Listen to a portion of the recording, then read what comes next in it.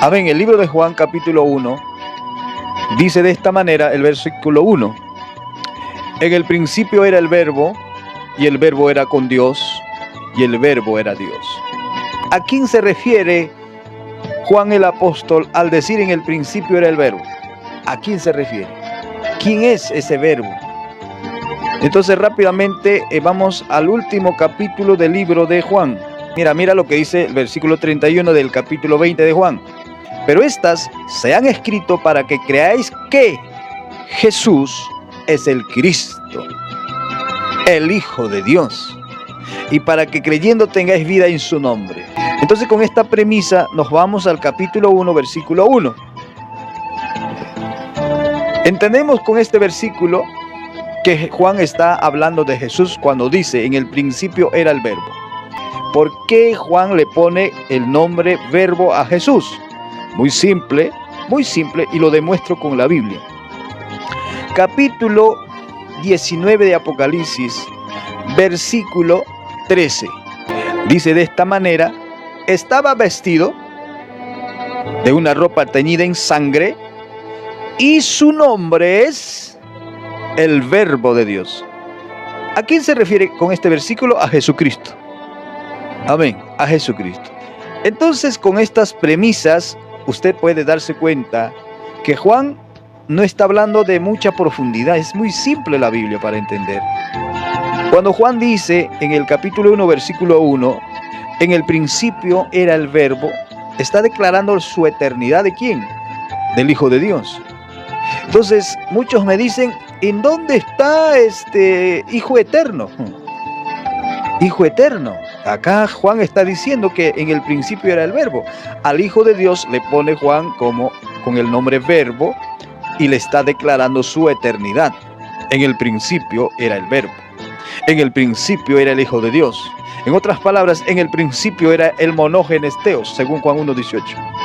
¿Amén? Entonces, este verbo, este Hijo de Dios, existía en el principio. O sea, en la eternidad. Ahora, en la eternidad no hay tiempo, mis amados hermanos. Cuando usted va al libro de Génesis capítulo 1, va a encontrar en qué día fue creado el tiempo. ¿Amén? Entonces el tiempo solo existe después de la creación. En la eternidad no existe el tiempo. Por algo se le llama eterno. Jesucristo como Hijo de Dios es eternamente preexistente. Él lo confirmó, Él lo ratificó en Juan 17:5. Y hay gente que no quieren creer en el Hijo eterno del Padre. Entonces cuando dice si hay un Padre eterno y debe existir un Hijo eterno, entonces ¿dónde está su Madre eterna? Entonces la gente piensa que en la eternidad se procrea. La procreación es dentro del tiempo, no antes del tiempo. Entonces cuando Jesús es engendrado en la eternidad, es una distinción nada más que se le muestra del Hijo con el Padre. Entonces Jesucristo no tiene inicio, como dicen los testigos de Jehová. Jesucristo es eterno, porque dice aquí en el principio era el verbo. Está hablando de su eternidad. Y en la eternidad no hay tiempo, mis amados hermanos. Luego dice el párrafo medio. ¿Qué dice el párrafo medio? Y el verbo era con Dios. La palabra con habla de comunión, ¿verdad? Y esta palabra con es traducida del griego pros. Pros. Eso indica, al traducir al español indica comunión. Amén. Estar unido, al lado. Entonces Juan, aparte de demostrar que Jesús como el Hijo de Dios es eterno, Juan ahora le está demostrando a estas personas, a su audiencia, de que Jesús tenía comunión con alguien en la eternidad. Y el verbo era con Dios. Amén. Luego, el problema ahora es la parte final de muchas personas que van a caer en una herejía. Dice, y el verbo era Dios. Pero Juan no está hablando de que este verbo era el Padre. Simplemente le está reconociendo su divinidad. Amén. O sea que el capítulo 1 de Juan está declarando su eternidad de Jesús, su comunión de Jesús y su divinidad de Jesús. Es muy simple. Pero otras que dicen, pero acá y el parte final dice, y el verbo era Dios, entonces Jesús era el Padre. Ahí viene la desgracia de caer en herejía. Noeto, un hombre presbítero allá en Esmirna, era un predicador del Evangelio. Y este hombre leyó esto. Y el verbo era Dios. Entonces él dijo, si Jesús es Dios, entonces es el Padre. Es el Padre. Y surge la doctrina del patripaciano. Quiere decir que el Padre sufrió en la cruz. Infieren y deducen para meterle en problemas el versículo 2. ¿Qué dice el versículo 2? En otras traducciones dice él. En el versículo 2 de Juan 1 ratifica la distinción del Hijo con el Padre Dios. Era en el principio con Dios. O sea, él, ¿quién? El verbo. Era en el principio con Dios. Era en el principio con Dios. ¿Quién es este? ¿Quién es este? Juan 20:31 dice que este es el Hijo de Dios, Jesucristo, nuestro Señor y Salvador. Nosotros los que creemos en la doctrina trinitaria, podemos decir claramente, como dice Hebreos, que Jesucristo es nuestro hermano mayor. ¿Sabía eso? Pero mientras personas que dicen que Jesús es el Padre, jamás van a decir que Jesús es el hermano mayor. Porque en el tiempo de Juan, había muchas personas que estaban diciendo, Jesús es una masa de carne. Por otro lado, habían gente, cristianos, supuestos cristianos, decían que Jesús no era pues del cielo. Era como que Dios lo usó y luego lo botó. Ahí están los patripacianos dinámicos adopcionistas. Estos unicitarios dinámicos adopcionistas que dicen que Jesús fue adoptado en el bautismo, en su bautismo de Jesús. Pero el Padre lo abandonó antes de su crucifixión. A eso se le llama adopcionistas. Y niegan la eternidad de Jesucristo. Por otro lado, en el tiempo de Juan ya existían los gnósticos. ¿Quiénes eran los gnósticos? Una serie de creencias híbrida mezclado con el paganismo, con el hebraísmo y el cristianismo. Y esta gente estaba poniendo en tela de juicio la eternidad de Jesús, la comunión de Jesús y su divinidad de Jesús. Por eso que Juan escribe para defender que Jesús no es como ellos lo que están enseñando. Entonces, Juan es el último apóstol que vivió, amén, hasta en ese tiempo. Y él empieza a ver todas esas cosas dentro del cristianismo. Problemas doctrinales. Otros no querían aceptar al Espíritu Santo como otros, sino como el Padre. Otros empezaron a hablar cosas terribles contra Jesucristo. Por eso que Jesús es defendido por su propio apóstol, escribiendo a través de este libro, a la iglesia en general. Bendito sea su nombre. Por eso que nosotros los trinitarios usamos más este libro. ¿Por qué? Porque este libro es un libro teológico, doctrinal, que destruye toda herejía que se levanta en el mundo cristiano. Ahí tenemos a los Jesús solo, ahí tenemos a los del nombre, ahí tenemos doctrinas raras, por ejemplo, testigo de Jehová, el adventismo, todo eso lo destruye este libro.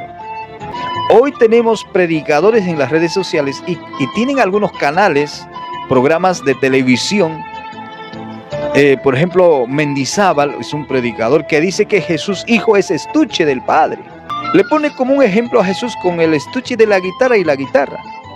Y él dice, este estuche de la guitarra es Jesús el Hijo.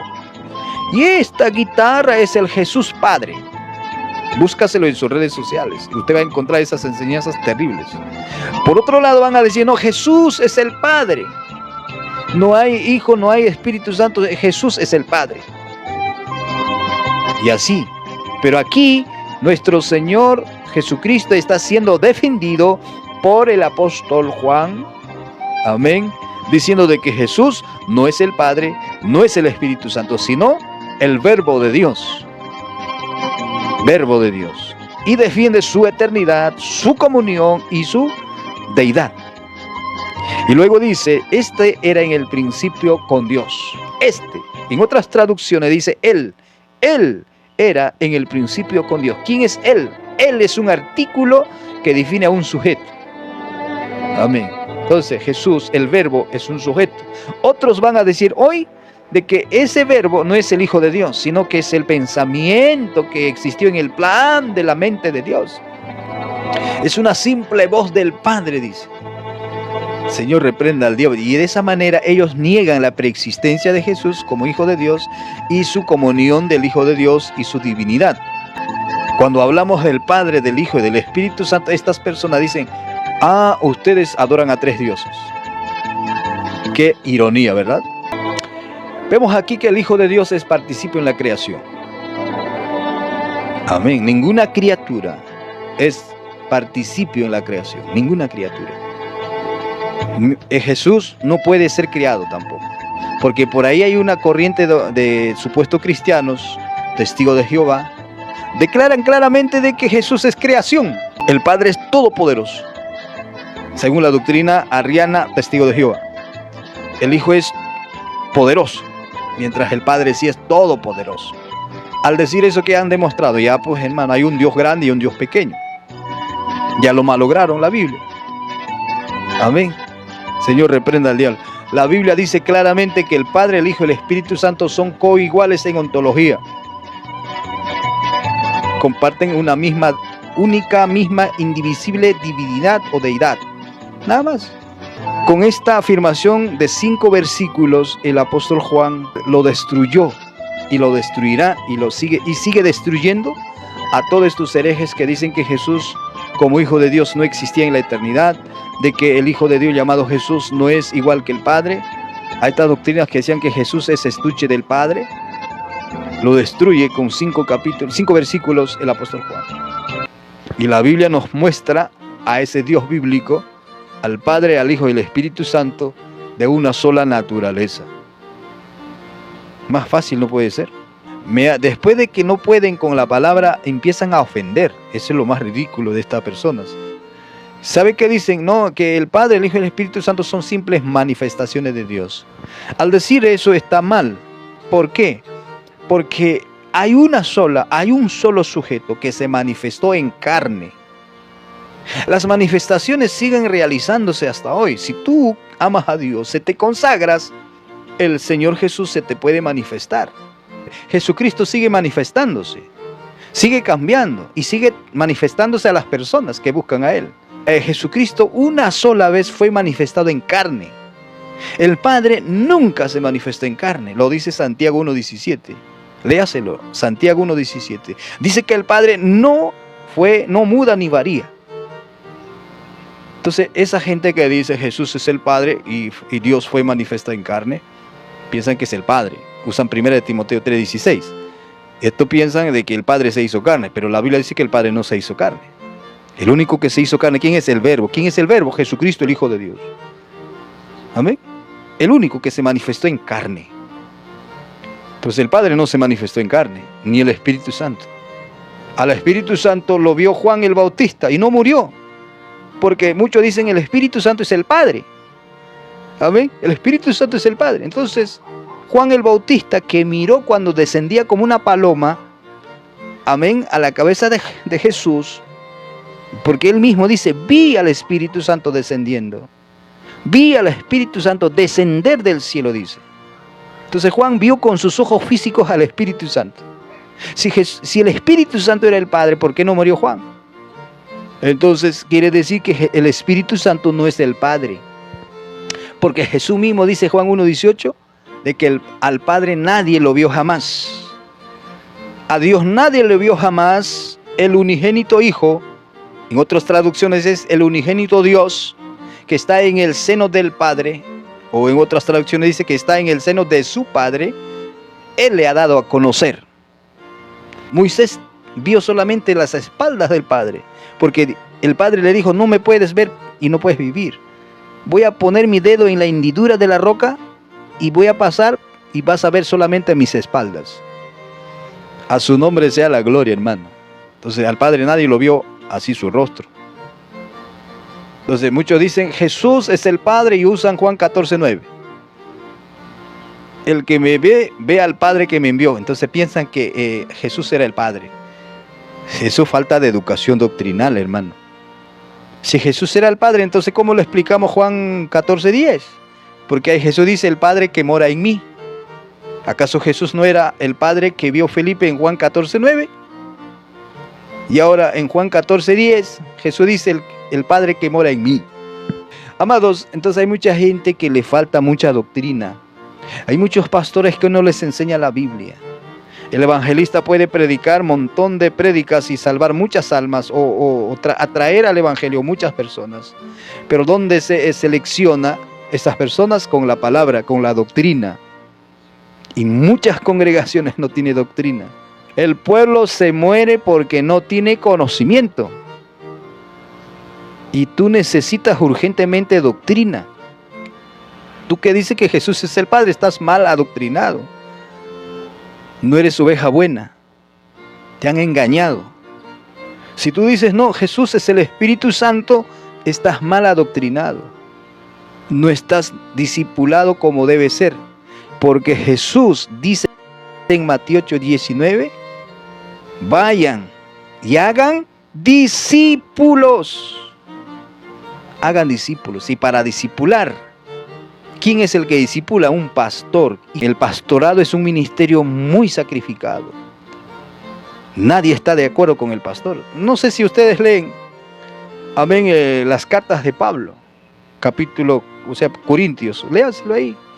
En el capítulo 9, Pablo, su propia iglesia que fundó, le hacía la guerra. ¿Se da cuenta, hermano? La iglesia de Corinto es una congregación problemática, de lo cual surgieron muchas herejías. Y así hay iglesias hoy problemáticas con su pastor, hermano. Envidiosos, porque un hermanito le regala alguito al pastor, entonces el pastor es el comechado. Amados amigos y hermanos, el que se manifestó es el Hijo de Dios. Nadie más. ¿Para qué se manifestó? Para enseñarnos su palabra. Y dijo, escudriñen ahora, estudien ahora, y conocerán la verdad, y la verdad los hará libres. Entonces, vemos claramente que nuestro amigo y hermano, el apóstol Juan, está defendiendo ¿a quién? A Jesús, su eternidad, su comunión y su divinidad. Así que nadie me va a venir a decir que Jesús es un estuche, que Jesús es una masa de carne, que Jesús solamente fue un velo. No, Jesús es preexistente. Y siendo preexistente, Él participó en carne para traernos la verdad del reino de los cielos. Amén. Que si confesares que Jesús es el Señor y creyeres en tu corazón que Dios lo levantó de los muertos, serás salvo. Mas a todos los que le recibieron, a los que creen en su nombre, les dio potestad de ser hechos hijos de Dios, los cuales no son engendrados de sangre, ni de voluntad de varón, ni de voluntad de varón, sino de Dios. Amén. Dios les bendiga, Dios los guarde hasta el día de mañana. Amén. Para servirlo en todo lugar hay que tener a Jesús, nuestra embajada